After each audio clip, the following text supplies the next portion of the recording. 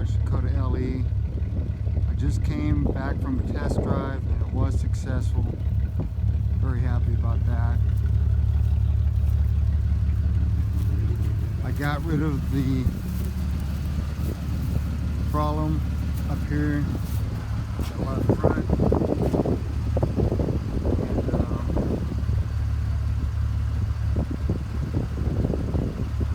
Getting a lot better traction there. A lot better traction.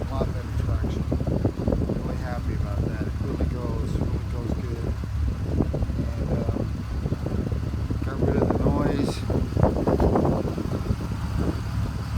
The headlights are still fluctuating. I got to work on that still. But with the stereo, I did score well there.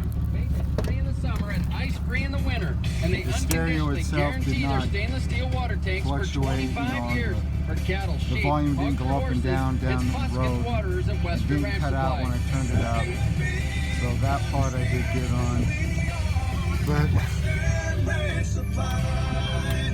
But at the gallon check station, the number of them. Kind of a strange effect there because I put the stock stereo in and now the dome light don't work, so I got to figure that out. But the main thing was to get the issue solved with the constant velocity axle. That was super important, you know, with your winter coming up, to have a good four-wheel drive unit. And now I do. So this is John Rudy with Rudy Racing, signing off.